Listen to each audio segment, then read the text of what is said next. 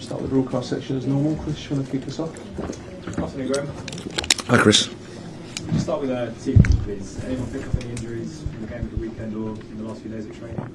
No, everybody's fine.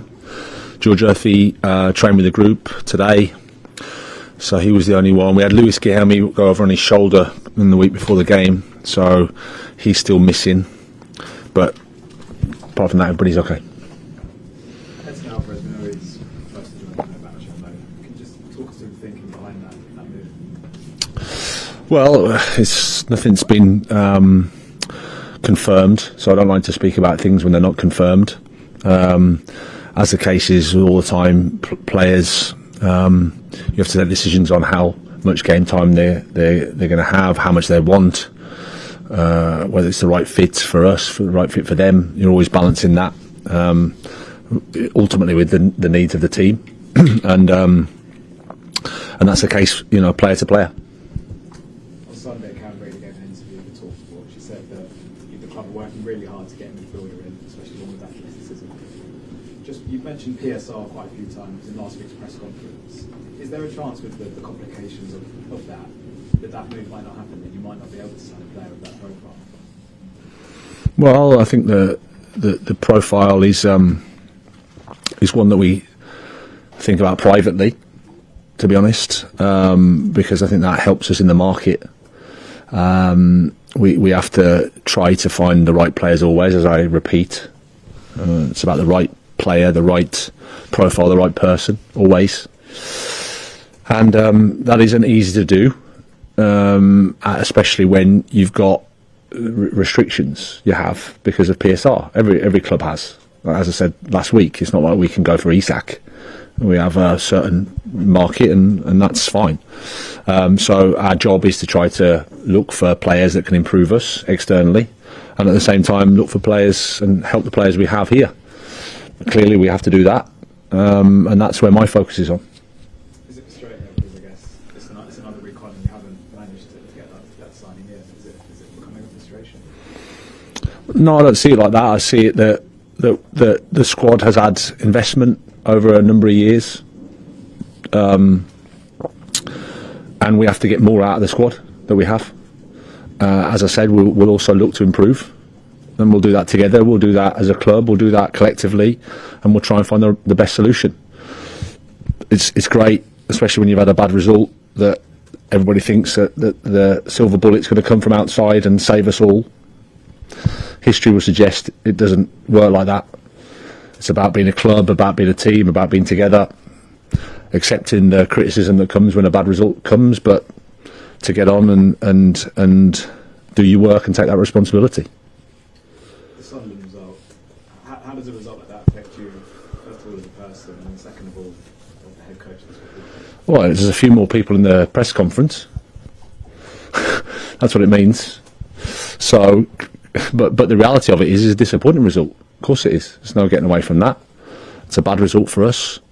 At the same time, you always have to analyse the overall situation. You always have to analyse the performance. You have to analyse how you can improve. The game wasn't a 3-0 game, in my opinion. I think we do a lot right up until the first goal. I think we've calmed the situation down. An away performance was relatively good. We're in control of the game, I felt.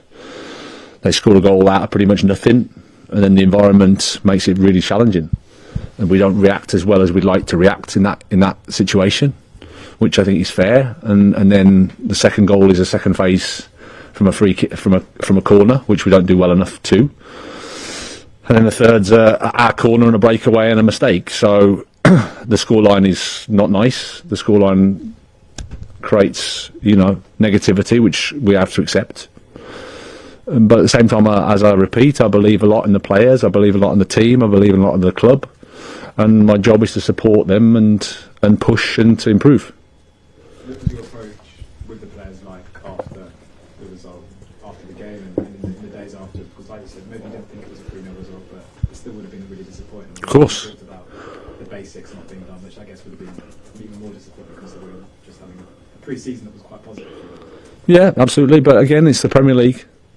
With the greatest respect, I don't think we can turn up anywhere and think that, oh yeah, we're going to get 3 points. It's not as simple as that. And whilst we want to, of course we do, and we tried our best to do it, we know we need to do more in terms of results. We know we need to try and improve our performance. The players were gutted after the game, properly gutted, because there was optimism and there was positivity, and we all understand that when you lose 3-0, it's bad. So it's up to us to react, it's up to us to show, it's up to us to perform. Hi Graham. Hi. Mass Hermanson last weekend, we saw him pull up some good saves in the game against Sunderland, but of course he did come in for a lot of criticism for that third goal. Have you felt the need this week to have a one-on-one chat with him? Will he be starting again tomorrow night? I haven't had I don't think I need to have a one-to-one chat with him. Of course, he's got goalkeeper coaches that support him. I've been checking him and looking at him, and he's absolutely fine. Trained really well. And he'll play. He'll play tomorrow. In terms of the goals that you can see, the first two, I suppose, with them both being from headers, is that an area of concern for you after looking back at the game and how it panned out in terms of those goals? Well, I think they're two different situations. One's an open play goal. The cross comes in from pretty 30, 40 yards. Yeah, it's not a good action from us in the end of the day. It goes in between our two centre-backs to a centre-forward that's falling back pretty much, and he heads it. It's a header from heaven. It's a 1 in a million header, if I'm being honest. It's a brilliant header that goes in the bottom corner. So, of course, it's not good from our perspective. It's when the cross goes in, you think, OK, we should be able to deal with that. We don't. But I don't think that wasn't happening all the time. It wasn't like there was 10 crosses and in the end they get one goal. It's one action that can happen, which I think is also a learning point for us in this league.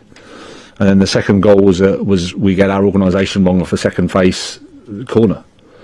We all come out, and I think we're all coming out a bit too quickly because we've probably lost our logical part of our brain.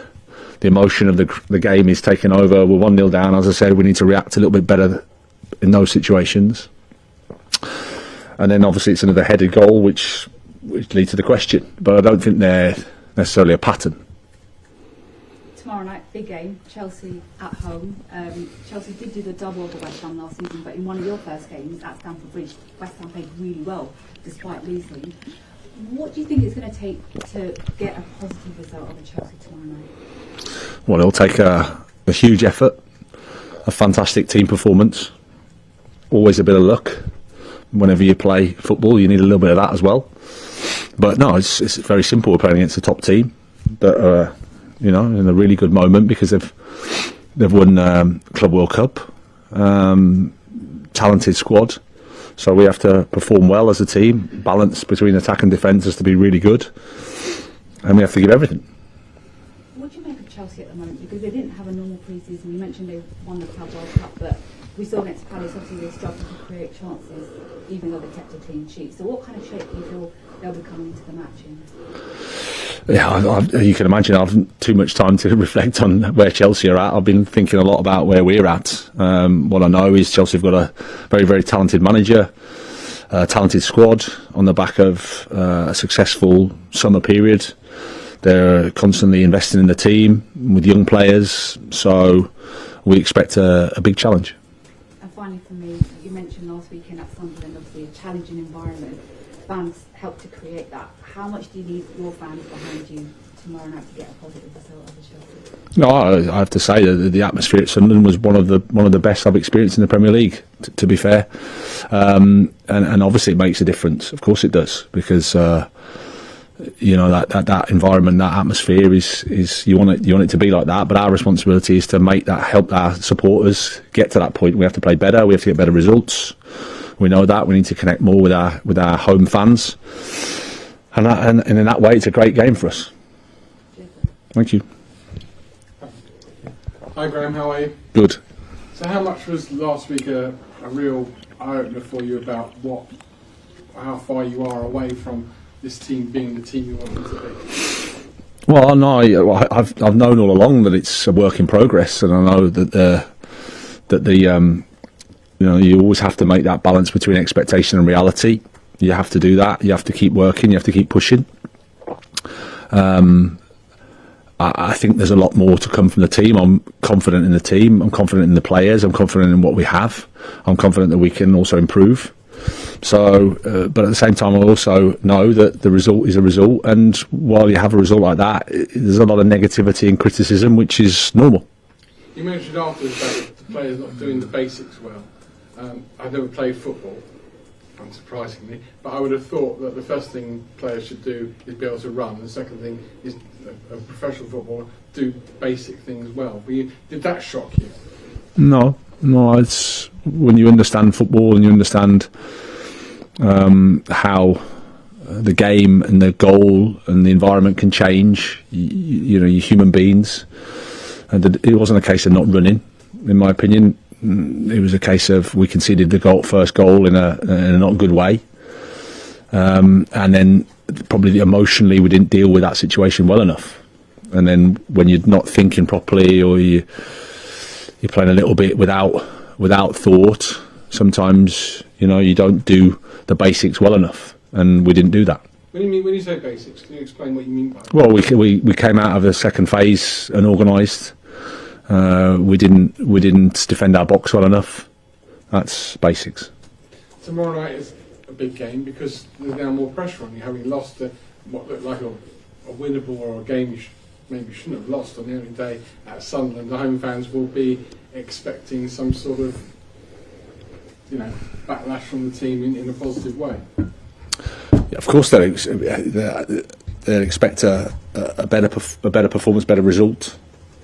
It's a bit disrespectful to Sunderland and to anybody that think that we're just going to turn up and win. I don't think that's the case at all. Last year, the team lost to Leicester away. The team narrowly beat Southampton, but it was a tough match, as all the games are in the Premier League.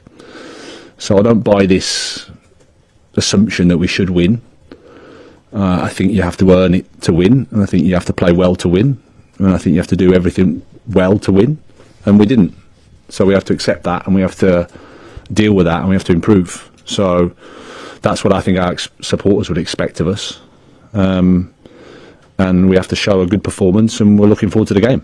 Last one from me. You mentioned a little bit earlier that the rest of the transfer window, the silver bullet, you call it a silver bullet, that will solve everything, isn't necessarily somebody coming into the team from outside. What is the silver bullet? Or there's no silver bullet. That's the point. Is that it? Yeah. Okay. Okay, Thank you. cameras off, please.